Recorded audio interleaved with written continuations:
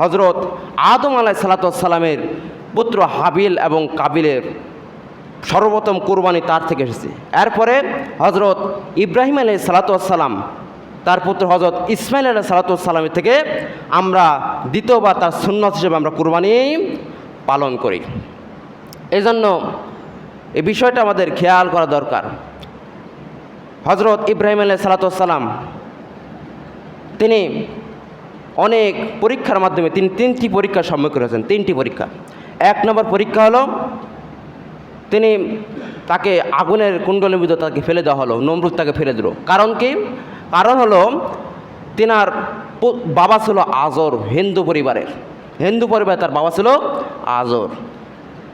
সেখানে অনেক মূর্তি রাখা ছিল। বলতেছে আমরা একটু বাজারে যাব, ইব্রাহিম তুমি মূর্তিটা দেখো। ইব্রাহিম আলাইহিসসালাম যখন মূর্তিটা বলতেছে এবার তো সুযোগ আছে, সব মূর্তির হাত পা সব ভেঙে দিয়ে যে এই বড় মূর্তিটা আছে, বড় মূর্তির হাতের উপরে একটা কুড়াল রেখে দিল। বড় মূর্তির হাতের উপরে কুড়াল রেখে দিল। সবাই এসে দেখে বলতেছে ব্যাপার কি, এই মূর্তি করে হাত পা কে ভাঙলো? ইব্রাহিম আলাইহিসসালামকে জিজ্ঞেস করলো তোমাকে তো পাহারা দিয়ে গেলাম, তুমি ভেঙেছো কি না? বলতেছে না, ওই যে বড় যে মূর্তিটা আছে ওর হাতে যে কুড়াল আছে ওই বড় মূর্তিটা তোমাদের যে মূর্তিগুলো আছে চারিদিকে সবগুলো ভেঙে দিয়েছে। সঙ্গে সঙ্গে ওই এলাকার লোকগুলো বলে ফেললো যে মাটির জিনিস কি অন্য মানুষকে বা অন্য মূর্তিকে ভাঙতে কি পারে? সঙ্গে সঙ্গে হজরত ইব্রাহিম আলাইহিসসালাম বলতেছে যে মাটির জিনিস যাকে তোমরা প্রভু মানো, যার নিচে তোমরা মাথা নত করো, সেই জিনিস যদি নিজে যদি অন্যান্য মূর্তি যদি ভাঙতে যদি না পারে, নিজে নড়তে যদি না পারে, নিজে খেতে যদি না পারে, তাকে তোমার রব মানো কেন? হজরত ইব্রাহিম আলাইহিসসালাম এই কথা বলার সঙ্গে সঙ্গে নমরুদের কাছে খবর চলে গেল। নমরুদের কাছে খবর চলে যাওয়ার পরে এবার নমরুদ তাকে সিদ্ধান্ত নিল একে বড় আগুনের মধ্যে ফেলে তাকে পুড়িয়ে মারবে। হজরত ইব্রাহিম আলাইহিসসালামকে নমরুদের লোকেরা ধরল। ধরার পরে তাকে ওখানে নিয়ে গেল। নিয়ে যাওয়ার পরে একটা কাঠ উঁচু করলো। উঁচু করার পর সেখানে একটা দড়ি বাঁধলো। দড়ি বাঁধার পরে হজরত ইব্রাহিম আলাইহিসসালামের পেট শুধু একটা দড়ি বাঁধলেন। দড়ি বাঁধার পরে ওই উপরে যেটা আছে ওর উপর আটকে রাখলেন এবং ওপারে যে দড়িটা আছে ওইটা নিচুকে রাখলেন। আস্তে আস্তে যেটা আগুন জ্বলবে, আগুনের ভিতরে হজরত ইব্রাহিম আলাইহিসসালামকে আমরা ফেলে দিব। ইব্রাহিম আলাইহিসসালাম আগুনে ভস্ম হয়ে যাবে। সিদ্ধান্ত নেওয়া হলো, অনেক কাঠখড়ি আনা হলো। কাঠখড়ি আনার পরে ওই যে আগুনগুলো ছিল, যে কাঠখড়িগুলো ছিল সেখানে আগুন ধরা দেওয়া হলো। দগ করে আগুন জ্বলতেছে। অনেক কাঠ, অনেক জায়গা। হজরত ইব্রাহিম আলাইহিসসালামকে ওই যে কাঠ আছে ওখান থেকে ওনাকে দড়ি দিয়ে আস্তে করে ফেলে দেবে, কিন্তু দড়িটা ছাড়লে পড়ে না। শয়তান এসে কুমন্ত্রণা দিল, নমরুদ এটা পড়বে না। তার কারণ হলো আল্লাহ পাক রব্বুল আলামিন ফেরেশতারা এসে ওই দড়িটা বেঁধে রেখেছে। অতএব তোমাদের এলাকায় যেগুলো খারাপ মহিলা আছে, ব্যভিচারী মহিলা আছে, সে মহিলাদেরকে উলঙ্গ করে জেনা ব্যভিচার লিপ্ত করে দাও। জেনা ব্যভিচার যদি লিপ্ত করতে পারো তাহলে ফেরেশতাগুলো হটে যাবে। ইব্রাহিম আলাইহিসসালামকে আগুনে ফেলে দেওয়া হবে। সিদ্ধান্ত নেওয়া হলো ওই এলাকার যেগুলো খারাপ নষ্টা মহিলাগুলো ছিল তাদেরকে উলঙ্গ করানো হলো এবং পুরুষদের মাধ্যমে প্রকাশ্যে জেনা ব্যভিচার লিপ্ত করে দেওয়া হলো। প্রকাশ্যে জেনা ব্যভিচার লিপ্ত করে দেওয়ার পরে এইবার ফেরেশতাগুলো সব পালিয়ে গেল। সঙ্গে সঙ্গে আল্লাহ পাক রব্বুল আলামিন আগুনকে ডাক দিয়ে বলতেছে, আগুন তোমার কাজ কি? বলতেছে রব্বুল আলামিন আমার কাজ হলো সকল জিনিস আগুনে পুড়ে ছাই করে দেওয়া, ধ্বংস করে দাও, এটা আমার কাজ। বলতেছে এ আগুনটা কে বানাইছে? বলতেছে আল্লাহ পাক রব্বুল আলামিন তুমি। আল্লাহ পাক রব্বুল আলামিন বলতেছেন যে আমি যেহেতু বানাইছি তাহলে এর উল্টোটা করতে হবে, তুমি আগুন তোমাকে বরফ বানাতে হবে, ঠান্ডা বানিয়ে দিতে হবে। হজরত ইব্রাহিম আলাইহিসসালামকে যখন আগুনের মধ্যে যখন ফেলে দেওয়া হবে তখন একটা পশম যেন হজরত ইব্রাহিম আলাইহিসসালাম যেন না পুড়ে, হজরত ইব্রাহিম আলাইহিসসালামের একটা পশম যেন না পড়ে, সেদিক তুমি খেয়াল করবা। হজরত ইব্রাহিম আলাইহিসসালামকে আগুনের মধ্যে ফেলে দেওয়া হলো। আগুনটা তখন ঠান্ডা বসায়। ইব্রাহিম আলাইহিসসালাম বলতেছে যে বিগত যে অবস্থায় আমি ছিলাম অনেক কষ্ট করে ওর সে আগুনের ভিতরে আমার ভালো, কারণ আল্লাহ পাক রব্বুল আলামিন আগুনটাকে জান্নাত বানিয়ে দিয়েছে। তিনার হাত পায়ে যেগুলো বাঁধন ছিল বাঁধনগুলো সব আগুনের ঝলকা সব কেটে গেল। ইব্রাহিম আলাইহিস সালাম 40 দিন আগুনের ভিতরে ছিল, 40 দিন। এই 40 দিন আগুনের ভিতরে থাকার পরে নমরুদ প্রত্যেক দিন ওই আগুনের আশপাশ যে ঘুরতে আর বলতে যে তুই যদি আমার যদি আইন মানতিস তাহলে তোর আজ এই অবস্থা হতো না। প্রত্যেক দিন যেত আর এই করতো। 41 দিনের বেলায় যখন হজরত ইব্রাহিম আলাইহিস সালাম যখন আগুনের ভিতর তখন যখন বেরিয়ে আসবে, বেরিয়ে যখন এলো তখন নমরুদ বড় বড় করে তাকালো, বলছে ব্যাপার কি, এত বড় আগুনের মধ্যে একা ফেলে দিলাম, কীভাবে উঠে আসলো? সঙ্গে সঙ্গে হজরত ইব্রাহিম আলাইহিস সালাম বলতেছে যে ও মাকার আল্লাহ আল্লাহু খায়রুল মাকিরিন। এ নমরুদ, তুমি যে পরিকল্পনা করতেছো তোমার সাথে বড় পরিকল্পনাকারী আল্লাহ পাক রব্বুল আলামিন। বয়স যখন 80 বছর হয়ে গেল, 80 বছর, কোনো কোনো রেওয়াতে আছে 86 বছর, কোনো কোনো রেওয়াতে আছে 82 বছর, এরকম আছে, বিভিন্ন ভাগ আছে। বয়স যখন 80 বছর আল্লাহর কাছে কাঁদে, রব্বুল আলামিন আমার তো কোনো ছেলে সন্তান কিছুই তো নাই, দয়া করে মহব্বত করে একটা ছেলের সন্তান আপনি দেবেন। 80 বছর বয়সে হজরত ইসমাইল আলাইহিস সালাম, হজরত ইব্রাহিম আলাইহিস সালাম মা হাজেরার পেটে আসলো। ইসমাইল আলাইহিস সালাম মা হাজেরার পেটে আসলো। আসার পরে বয়স যখন কয়েক মাস, একদিন হজরত ইব্রাহিম আলাইহিস সালাম বাড়িতে শুতে আছেন, স্বপ্নে দেখতেছে যে তোমার ছেলে এবং তোমার যে স্ত্রী আছে দুইজনকে ওই যে মক্কার যে জঙ্গল আছে জঙ্গলে তোমাদেরকে রেখে আসতে হবে, এটা আমি আল্লাহ আমার নির্দেশ। ইব্রাহিম আলাইহিস সালাম সকাল হয়ে গেল, স্ত্রীকে বলতেছে তোমার বাড়িতে যেগুলো কাপড় চোপড় সবগুলো গুছিয়ে নাও। কাপড় চোপড় সব গুছানো হলো। এক পেয়ালা, এক মশক পানি নিল, এক পেয়ালা খেজুর নিল। নেওয়ার পরে সব খেজুর সব পানিগুলো একটা ব্যাগের ভিতরে ভরে নিল। ভরে নেওয়ার পরে একটা উট নিল, উটের উপরে ছোট্ট ইসমাইলকে এবং মা হাজেরা আর হজরত ইব্রাহিম আলাইহিস সালাম তিনজনে মিলে বসে আছে উটের উপরে। যেতেই আছে, কোথায় গিয়ে থামবে তার কোনো নিশানা নাই। সঙ্গে সঙ্গে হজরত ইব্রাহিম আলাইহিস সালাম আকাশের দিকে হাত তুলে বলতেছে রব্বুল আলামিন, আমরা যে এত দূর ধরে হাঁটতেছি, আমরা তো যেতেই আছি, তোমার কোথায় নির্দেশ হবে আমাদের থামতে হবে। সঙ্গে সঙ্গে আল্লাহ পাক রব্বুল আলামিন বলতেছেন যে আমার যেখানে নির্দেশ হবে সেখানে উটের পাটা মাটিতে বসে যাবে।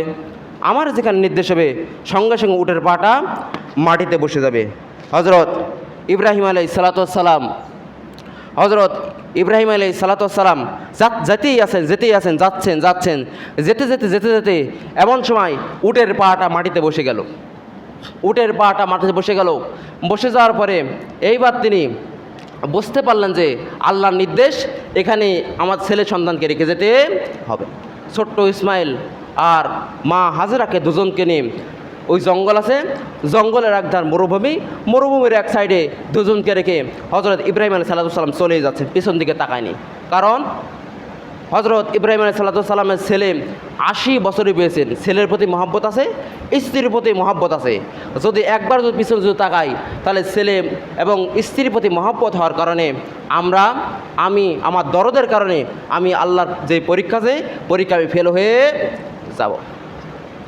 ইব্রাহিম আলাইহিস সালাম পিছন দিকে একবারও তাকালেন না, সামনের দিকে অগ্রসর হচ্ছেন। আমরা হলে কি করতাম? এখনকার পুরুষ এবং মহিলাদের মধ্যে প্রায় দ্বন্দ্ব চলে, বিভিন্ন স্বামী স্ত্রীর মধ্যে। রাতের বেলা নাক ফাটা দেয় স্বামী লজ্জায় ভয় বলতে পারে না। এরকম নজির আমার বাংলাদেশে দেখেছি। বাংলাদেশে পুরুষ নারী নির্যাতন কমিশন আছে, কিন্তু পুরুষ নির্যাতন কমিশন নাই। নারীকে যদি একটা চট থাপ্পড় মারেন, বাবা আমাকে ফোন দিয়ে বলে দেবে আমাকে মারলো, আমাকে এই করলো ওই করলো, এই বলে তাকে তালাক নেওয়ার জন্য উঠে যায়। কিন্তু পুরুষ যে রাতের বেলায় কোনো কারণে ঘুষি মেরে লাখ ফাটায় দেয়, সকালবেলা উঠে যদি জিজ্ঞেস করে ভাই, ওনার বোন জিজ্ঞেস করতেছে ভাই নাক ফাটলো কী করে, বলতেছে বোন সকালবেলা উঠতে লেগে চোখের সঙ্গে নাকটা লেগে ফেটে গেছে। হজরত ইব্রাহিম আলাইহিস সালাম কীরকম মনের মানুষ, স্ত্রী এবং সন্তানকে 80 বছর বয়সে সন্তান পেয়েছেন, কিন্তু সন্তানকে থুয়ে একবারও পিছন দিকে তাকালেন না, আগের দিকে অগ্রসর হচ্ছেন। চলে গেলেন। চলে যাওয়ার পরে যে পানিগুলো ছিল, যে খেজুরগুলো ছিল, আস্তে আস্তে সব ফুরাতে লাগলো। এক মশক পানি আর এক পেয়ালা খেজুর কয়দিন বাঁচাবে? 15 দিন, 20 দিন, 1 মাস খুব জোর যেতে পারে। ইব্রাহিম আলাইহিস সালামের স্ত্রী মা হাজেরা এবার দেখতেছেন পানিও ফুরে যাচ্ছে, খেজুরও ফুরে যাচ্ছেন। এভাবে করতে করতে কিছুদিন যখন চলে গেল, পানিও ফুরে গেল এবং পানিও ফুরে গেল এবং যে খেজুরগুলো ছিল সেগুলো ফুরে গেল। আস্তে আস্তে করে হযরত ইসমাঈল আলাইহিস সালাম শুকিয়ে যাচ্ছেন, খাওয়া বেগরে মা হাজেরা শুকিয়ে যাচ্ছেন। হাদিসের ভাষায় আসতেছেন মা হাজেরার স্তনের দুধগুলো ছিল সেগুলো শুকিয়ে যাচ্ছে। ইব্রাহিম আলাইহিস সালাম বয়স তখন কম, কয়েক মাস বয়স তখন। মা হাজেরা দৌড়াতে শুরু করলেন, ওইদিকে তাকায় দেখতেছেন বালু চিকচিক চিকচিক করতেছে, পানি ঢেউ খেলতেছে। মা হাজেরা ওদিক দৌড়ে চলে গেলেন, যাওয়ার পরে দেখতেছেন বালু চিকচিক চিকচিক করতেছে। আবার ওইদিকে তাকায় যা দেখতেছেন বালু চিকচিক করতেছে, ওখানে কোনো পানি নাই। আবার ওইদিকে তাকায় দেখতেছে বালু চিকচিক চিকচিক করতেছে, পানি ঢেউ খেলতেছে। মা হাজেরা ওখানে দৌড়ে গেলেন, যা দেখতেছেন ওখানে কোনো পানি নাই। একবার দুইবার নয়, সাতবার হজরত ইব্রাহিম আলাইহিস সালামের স্ত্রী মা হাজেরা দৌড়ালেন। এই স্বরূপ যারা হাজী সাহেব আছেন তারা যখন হজে যায়, হজে যাওয়ার সময় তাদেরকে সাফা মারোয়া 7বার করে দৌড়াতে হয়। হজরত মা হাজেরা দৌড়ানো আল্লাহ পাক রব্বুল আলামিনের কাছে এত পছন্দ হয়েছে, সেই সুন্নত হিসাবে যারা হাজী সাহেব আছে, যারা হজে যায়, তাদের এই সুন্নতটা তাদের পালন করতে হয়। সাফা থেকে মারোয়া 7বার করে দৌড়াতে হয়। অনেক কষ্ট করে যখন পানি পেলেন না, দৌড়ে চলে গেলেন। যা দেখতে যান হজরত ইসমাঈল আলাইহিস সালাম পায়ের গোড়ার নিচে পানি বেরোচ্ছে। রেওয়াতের ভাষা আসতেছে হজরত ইসমাঈল আলাইহিস সালামের পায়ের গোড়ালি লেগে পানি বেরোচ্ছে, আর এক জায়গায় আসতেছে এমনি বেরোচ্ছে, বিভিন্ন আছে। কিন্তু হজরত ইসমাঈল আলাইহিস সালামের পায়ের নিচ থেকে বেরোচ্ছে, এটাই সঠিক। হজরত ইসমাঈল আলাইহিস সালাম পায়ের গোড়া থেকে পানি বেরোচ্ছে। আল্লাহর পক্ষ থেকে অর্ডার আসলো, হাজেরা তুমি যদি এই পানি যদি বেষ্টন দিয়ে যদি না রাখো, এই পানিতে গোটা পৃথিবী প্লাবিত হয়ে যাবে। তখন হজরত মা হাজেরা জমজম করতে করতে ওই যে জমজম যে কুয়া আছে, পানি আছে, ওগুলো ঘিরতেছে। আল্লাহর পক্ষ থেকে অর্ডার হলো, পানি তুমি নিস্তব্ধ হয়ে যাও। যারা হজে গেছেন, হজে যাওয়ার পর দেখবেন যে জমজম কুয়ার পানি মক্কা থেকে মদিনা এবং বিভিন্ন দেশে মানুষ বিভিন্ন বোতল পানিজাত করে বিভিন্ন দেশে নিয়ে যায়। এক ফোঁটা পানিও কমেনি, এক ফোঁটা না, এক ফোঁটা পানি কমেও নেই, এক ফোঁটা পানি বাড়েও নেই। বিভিন্ন লক্ষ লক্ষ হাজার হাজার হাজী সাহেবেরা সেখানে পানি খায়, তাই কিনা হাজী সাহেব? লক্ষ লক্ষ হাজার হাজার হাজী সাহেবের সেখানে পানি খায়। এক ফোঁটা কমবেও না, এক ফোঁটা বাড়বে না। রহমতকার স্বয়ং আল্লাহ পাক রব্বুল আলামিনের। হজরত ইব্রাহিম আলাইহিস সালামের স্ত্রী হাজেরা পানিটা বেষ্টন করে রাখলেন। ইসমাঈল আলাইহিস সালামকে শুধু পানি খাওয়াচ্ছেন, খোদার জ্বালায় কষ্ট ক্লেশ, কাঁদতে আছেন। আল্লাহ পাক রব্বুল আলামিন অর্ডারে ওই এলাকার যেগুলো পাখিগুলো ছিল আকাশে উঠতেছে, এবং মদিনা থেকে মক্কায় যেগুলো কাফেলার লোকগুলো যেগুলো আসতেছে, তাদের কাছে পানি নাই কিন্তু খাবার আছে। এক যজ্ঞর পানি নাই কিন্তু খাবার আছে। যেগুলো মক্কা থেকে যেগুলো মদিনা আসতেছে হিজরত করার জন্য বা বিভিন্ন ব্যবসা বাণিজ্য করার জন্য, তাদের কাছে পানি নাই কিন্তু খাবার আছে। তারা চিন্তা ভাবনা করলো, এই মরুভূমির মধ্যে আমরা কোথায় পানি পাবো? আমরা পানি না খেলে তো মারা যাবো, অনেক কষ্ট হচ্ছে, অনেক রোদ পড়তেছে। ইব্রাহিম আলাইহিস সালামের স্ত্রী মা হাজেরা ওখানে পানি রেখেছেন। এমন সময় যে কাফেলার লোকগুলো ছিল তারা আকাশের দিকে তাকায় দেখতেছে অনেকগুলো সিল উঠতেছে। ওরা বুঝতে পারলো যে এখানে হয়তো কোনো পানি আছে, আমরা দৌড়ে যাই। চলে গেলাম, যাওয়ার পরে দেখতেছেন একজন মা বসে আছেন, আর একজন সন্তান বসে আছেন, দুইজন বসে আছেন। তারা এসে বলতেছে, মা এই যে পানিটা তুমি রেখেছো, এই পানিটার মালিককে? সঙ্গে সঙ্গে মা হাজেরা বলল, আকাশ থেকে হাত ধরে বলতেছে রব্বুল আলামিন, আল্লাহ পাক রব্বুল আলামিন। কিন্তু এই পানির দায়িত্বে আমি আছি, আমানত হিসাবে আমি আছি, আমানতের খেয়ানত আমি করবো না, আমানত হিসাবে আমি আছি। বলতেছে, মা আমাদের একটু পানি দেওয়া যাবে নাকি? আমাদের কাছে পর্যাপ্ত পরিমাণ খাদ্য আছে, আমাদের পানি দেওয়া যাবে নাকি মা? সঙ্গে সঙ্গে মা হাজেরা বলতেছে, এই যে পানি আছে যত লাগবে তত আপনি নিয়ে যান। সঙ্গে সঙ্গে কাফেলার লোক বলেছেন, আমরা ফিরি নেব না, আমরা এক পেলা করে খাবার দেব এবং এক পোশাক করে পানি নিয়ে যাব। তুমি যদি রাজি হও তাহলে আমি নিতে রাজি আছি। বলতেছে, না খাবার দেওয়া লাগবে না, পানি নিয়ে যান, এটা তো আমার পানি না, স্বয়ং আল্লাহ পাক রব্বুল আলামিন রহমত। হজরত মা হাজেরা বলতেছে এমনি নিয়ে যান। কাফেলা আল্লাহ বলতেছে আমরা এমনি এমনি নেওয়ার মানুষ নয়, তোমাকে খাবার দেব, তারপর আমরা পানি নিয়ে যাব। বলতেছে ঠিক আছে দেন। খাবার দিচ্ছে, আর এক মুশক করে পানি নিয়ে যাচ্ছে, আবার খাবার দিচ্ছে, এক মুশক করে পানি নিয়ে যাচ্ছে। এভাবে করতে করতে তদনন্তকালে সকল মক্কা মদিনায় ছড়িয়ে পড়লো। ওই জায়গায় একটা পানির ফোয়ারা উঠেছে, পানিটা এত মিষ্টি, এত স্বাদ, এত খেতে ভালো আমরা তো জানি না। অতএব ওখানে আমরা যাই। আস্তে আস্তে আস্তে করে জমজম কূপের ধারে অনেকগুলো বসত বাড়ি হয়ে গেল, অনেকগুলো বাড়ি হয়ে গেল। যে জমজম কূপ আছে, জমজম কূপের ধারে অনেকগুলো বসত বাড়ি, অনেক কিছু হয়ে গেল। অনেক মানুষ বসবাস করতে লাগলো।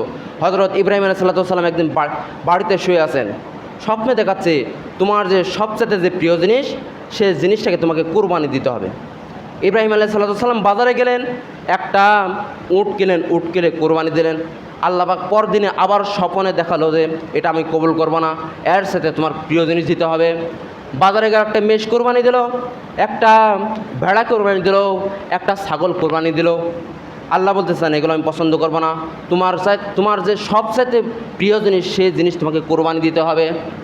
সবচাইতে যেটা তোমার প্রিয় জিনিস, সেটা তোমাকে কোরবানি দিতে হবে। এটা আমি আল্লাহ, আমার নির্দেশ। হজরত ইব্রাহিম আলাইহিস সালাম আর বুঝতে বাকি থাকলো না, আমার 80 বয়সের পুত্র ইসমাইল আলাইহিস সালাম সবচাইতে আমার কাছে প্রিয়, অতএব ওকে আমাকে কোরবানি দিতে হবে। আল্লাহ পাক রব্বুল আলামিন এটা আমাকে শিখিয়ে দিয়েছে। ইব্রাহিম আলাইহিস সালাম সকাল হয়ে গেল, উট নিয়ে রওনা দিতে লাগলেন। যেতে যেতে যেতে যেতে দেখতেছেন যে অনেক বসত বাড়ি হয়ে গেছে।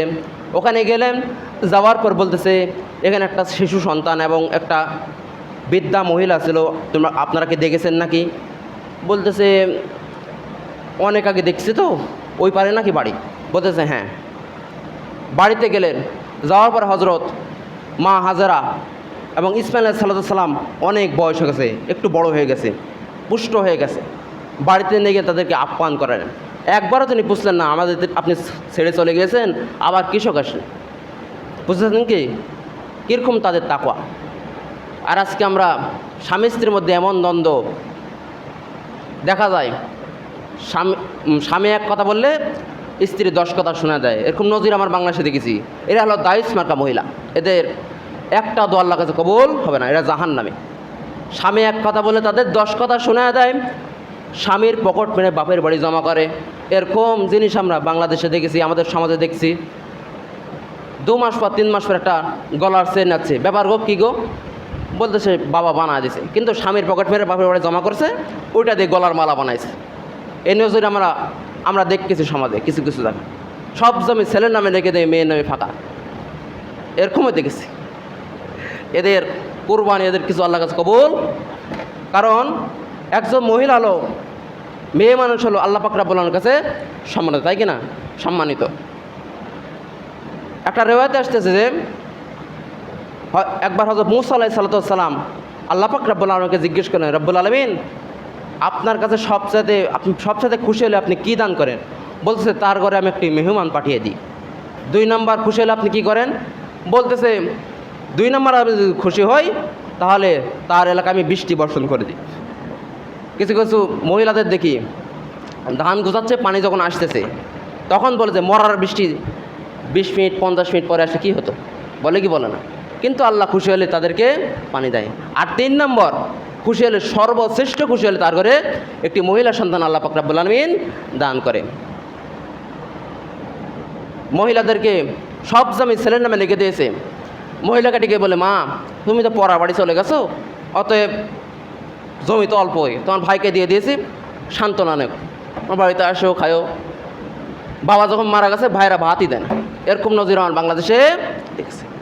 কিন্তু হজরত ইব্রাহিম আলাইহিস সালামকে একবারও বুঝলেন না যে আপনি আমাকে রেখে গেছেন, একবার খোঁজখবর নিয়েছেন কি না, এরকম একবারও তিনি বুঝলেন না। হজরত ইব্রাহিম আলাইহিস সালাম মা হাজেরার বাড়িতে গেলেন, যাওয়ার পর তাকে আপ্যায়ন করলেন। আপ্যায়ন করার পরে পরদিন যখন সকাল হয়ে গেল, সকাল হয়ে যাওয়ার পর বলতেছে আমার ছেলেকে একটু সাজায় দাও, যার যে পোশাক যে আছে পোশাকটা পরায় দাও, পোশাকটা পরায় দাও, আমি একটু বাজারে নিয়ে যাবো হজরত ইসমাইল আলাইহিস সালামকে। মা হাজেরা ইসমাইল আলাইহিস সালামকে সুন্দর পোশাক পরায় দিলেন। মাথা হাঁচড়ায় দিলেন, দেওয়ার পরে নিজের পিতার সঙ্গে দিয়ে পাঠাচ্ছেন, তাকে কিন্তু কোরবানি করতে নিয়ে যাবে। যখন তারা চলে গেল, সন্তান মনে মনে বলতেছে, তা এই যে কোরবানি হয়ে যায় তাহলে আমার সব কষ্ট বৃথা হয়ে যাবে, সব বৃথা হয়ে যাবে। অতএব মা হাজেরাকে আমি কুমন্ত্রণা দিই।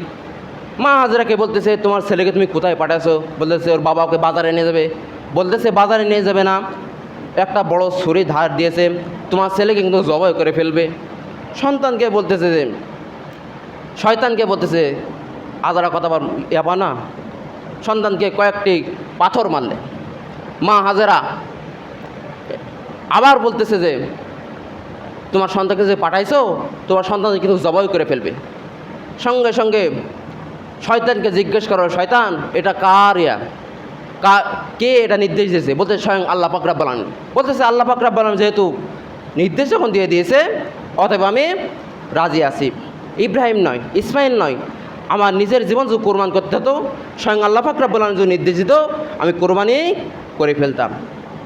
ইসমাইল আলাইহিস সালাম, ইব্রাহিম আলাইহিস সালাম আগে আছেন, ইসমাইল আছে পিছনে। শয়তান বলতেছে, ও বাবা তুমি কোথায় যাচ্ছ? বলতেছে আমি বাবার সঙ্গে বাজারে যাচ্ছি। বলতেছে না, তোমার বাবার এই যে পোশাক আছে, পোশাকের তলে দেখো এত একটা ছুরি ধার দেওয়া আছে, তোমাকে জবাই করে কিন্তু ফেলবে। সঙ্গে সঙ্গে একবার নয়, দুইবার নয়, তিনবার সাতবার করে 3-4টা 21টি কঙ্কর থাকে শয়তানকে ছুঁড়ে মারল। যারা হাজী সাহেব আছেন, যারা হজে যান, তাদেরকে শয়তানকে 21টি কঙ্কর তাদের ছুঁড়ে মারতে হয়, 21টি পাথর তাদের ছুঁড়ে মারতে হয়। যারা হাজী সাহেব আছে, হজরত ইসমাইল আলাইহিস সালামের কাজটা আল্লাহ পাক রব্বুল আলামিনের কাছে এত পছন্দ হয়েছেন, এই স্বরূপ তাদেরকে কঙ্কর ছুঁড়ে মারতে হয়। হজরত ইসমাইল আলাইহিস সালাম বাবার দিকে তাকায় বলতেছে, বাবা এই লোকটা আমাকে কি বলতেছে? তুমি আমাকে বলে জবাই করবা নাকি, কোরবানি করবা নাকি? সঙ্গে সঙ্গে বলতেছে, এই লোকটা যা বলতেছে সেটা সঠিক। বলতেছে, বাবা আমাকে আপনি কেন জবাই করবেন আমি জানতে চাই। ইসমাইলকে বলতেছে, আল্লাহ পাক রব্বুল আলামিনের নির্দেশ, তোমাকে জবাই করতে হবে। ইসমাইল আলাইহিস সালাম একবারও প্রশ্ন করলেন না, সঙ্গে সঙ্গে বললেন যে, আল্লাহ পাক রব্বুল আলামিনের পক্ষ থেকে যেহেতু অর্ডার, আমি সেহেতু জবাই হতে আমি রাজি আছি। ইসমাইল আলাইহিস সালামকে নিয়ে গেলেন একটা বড় জায়গা আছে যেখানে হাজী সাহেবের যেখানে কোরবানি দেয় হজের সময়। সেই জায়গায় গিয়ে হজরত ইসমাইল আলাইহিস সালাম ইব্রাহিম আলাইহিস সালামকে বলতেছে, বাবা আমার হাতটা বেঁধে দাও, আমার পাটা বেঁধে দাও, আমার চোখটা বেঁধে দাও। আমার চোখটা বেঁধে দেবে তার কারণ হলো 80 বছর বয়সে তুমি আমাকে পেয়েছো। আমাকে যখন তুমি জবাই করবা, আমার মুখের দিকে তাকায় হয়তো তোমার যে পরীক্ষা আছে, এই পরীক্ষা তুমি ফেল করবা। অতএব তুমি আমার চোখ মুখ সব বেঁধে দাও। ইসমাইল আলাইহিস সালামের চোখ বেঁধে দেওয়া হলো, হাত বেঁধে দেওয়া হলো, পা বেঁধে দেওয়া হলো। পা বেঁধে দেওয়ার পরে শোয়া দেওয়া হলো। শোয়া দেওয়ার পরে বলতেছে, বাবা আমার চোখটা খুলে দাও। বলতেছে কেন? আল্লাহ পাক রব্বুল আলামিন কিয়ামতের ময়দানে জবাবদিহি করতে পারে, ও ইসমাইল, ও ইব্রাহিম, তোমার ছেলে হয়তো রাজি ছিল না, তুমি জোর করে হয়তো তুমি তোমার ইসমাইলকে তুমি জবাই করতেছো, অতএব আপনি আমার হাত পা সব আপনি খুলে দেন। ইসমাইল আলাইহিস সালামের সব হাত পা খুলে দেওয়া হলো। খুলে দেওয়ার পরে চোখ মুজে যখন ফুঁচাচ্ছেন, ছুরি দিয়ে কাটতেছে না, 2বার 4বার 5বার 3বার 4বার হতে ফুঁচাচ্ছেন কিন্তু কাটতেছে না। রাগ করে হজরত ইব্রাহিম আলাইহিস সালাম ওই ছুরিটা নিয়ে ছুঁড়ে মারলেন।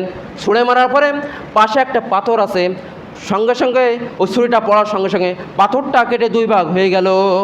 এটা হাদিসে পেয়েছি, আমি দেখেছি। পাথরটা পড়ার সঙ্গে সঙ্গে পাথরটা 2 ভাগ হয়ে গেল, 2 নিশ্চিহ্ন হয়ে গেল। ইব্রাহিম আলাইহিস সালাম বলতেছে, ব্যাপার কি? এত নরম জিনিস বারবার ফেসাচ্ছি, বারবার কাটতেছে না, আর এত শক্ত পাথর, এত বড় পাথর পড়ার সঙ্গে সঙ্গে 2 ভাগ হয়ে গেল, আর কারণটা কি? আবার নিয়ে আসি, ছুরিটা আবার আনা হলো। বিসমিল্লাহ বলে চোখ মুজে যখন কাটতে লেগেছেন, সঙ্গে সঙ্গে তার যে ছুরিটা যে জবাই করবে, গরম রক্তটা এসে হজরত ইব্রাহিম আলাইহিস সালামের গায়ে লেগেছে। সঙ্গে সঙ্গে হজরত ইব্রাহিম আলাইহিস সালাম চোখ খুলেননি, 2 চোখ দিয়ে পানি বেয়ে বেয়ে বেয়ে বেয়ে পড়তেছে। ইব্রাহিম আলাইহিস সালাম কাঁদতেছে। এমন সময় আল্লাহ পাক রব্বুল আলামিন বলতেছে, হে ইব্রাহিম তুমি চোখ খোলো। ইব্রাহিম আলাইহিস সালাম চোখ খুলেন। চোখ খোলার পর দেখতেছে পাশে হজরত ইসমাইল আলাইহিস সালাম হাসতেছে, আর তার পাশে দুম্বাটা জবাই হয়ে পড়ে আছে।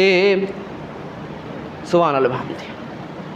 জিবরাইল আলাইহিস সালাম 3 জায়গায় তিনি বলতেছেন আমি 3 জায়গায় আমি ঘেমেছি, আমার পাখার 3 জায়গায় আমি অনেক কষ্ট পেয়েছি, ঘেমেছি। এক নম্বর হলো হজরত ইব্রাহিম আলাইহিস সালামের যখন আগুনে যখন ফেলা হবে সেই সময়, আর 2 নম্বর হলো যখন ইসমাইল আলাইহিস সালামকে যখন জবাই করবে সেই সময় জান্নাত থেকে ডুম্বা এনে আমাকে ওখানে রাখতে হয়েছে।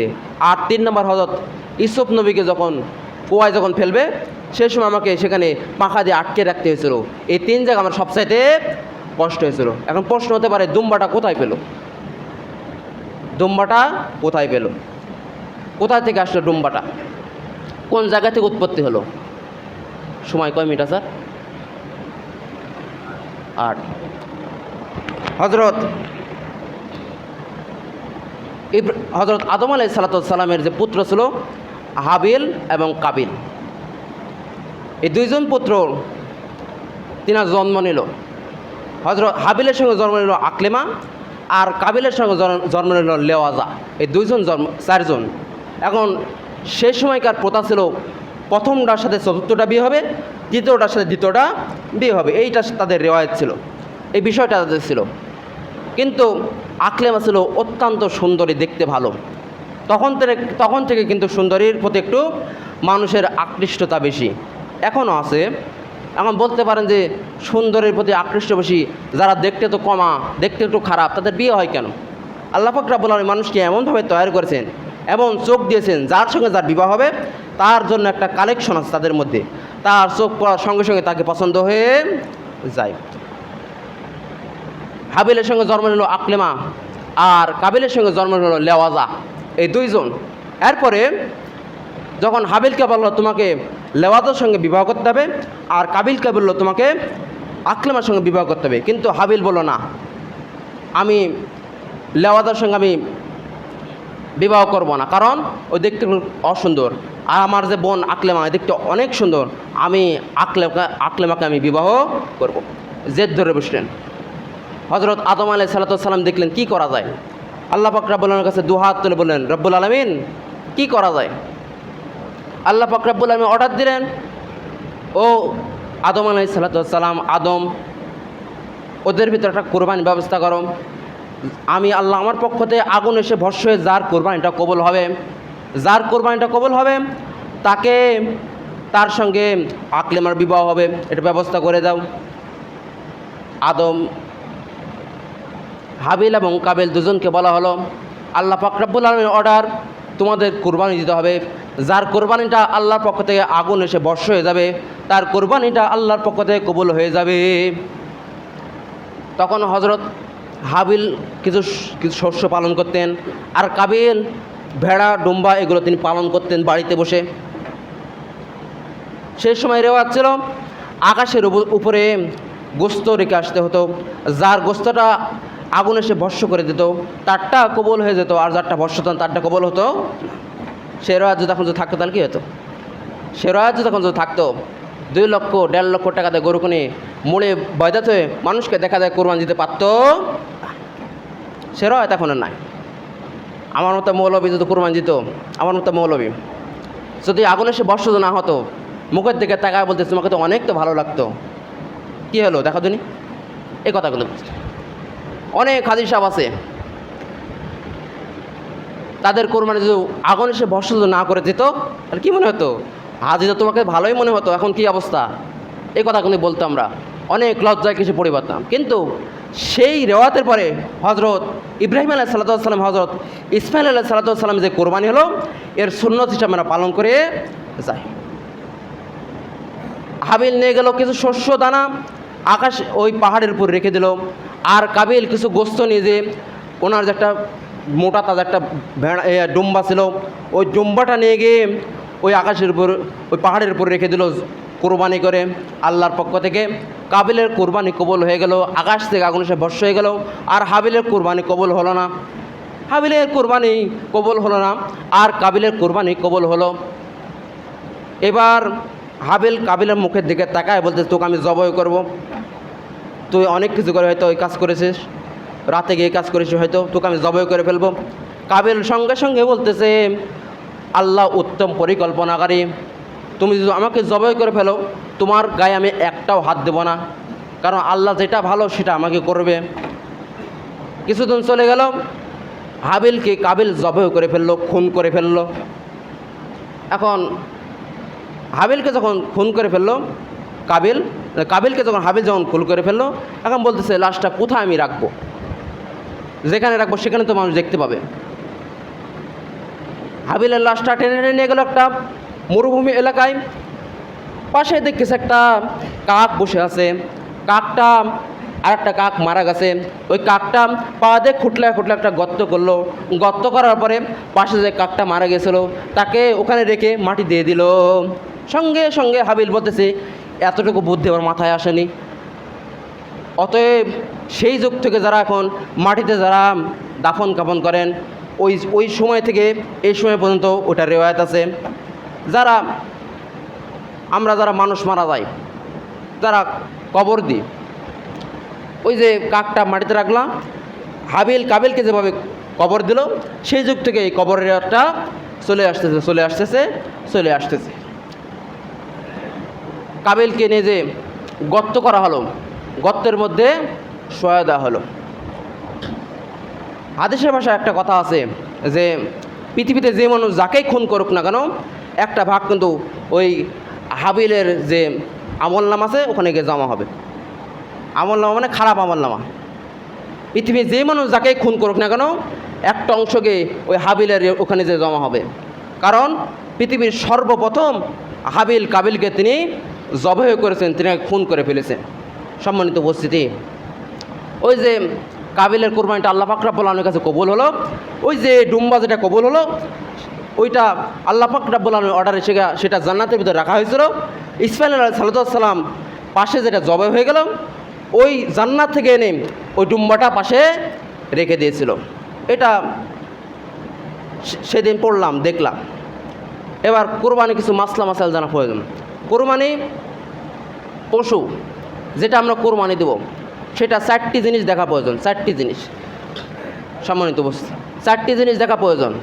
সে পশুটা অন্ধ কিনা এটা দেখা প্রয়োজন, মানে জন্মগতভাবে অন্ধ হতে পারে।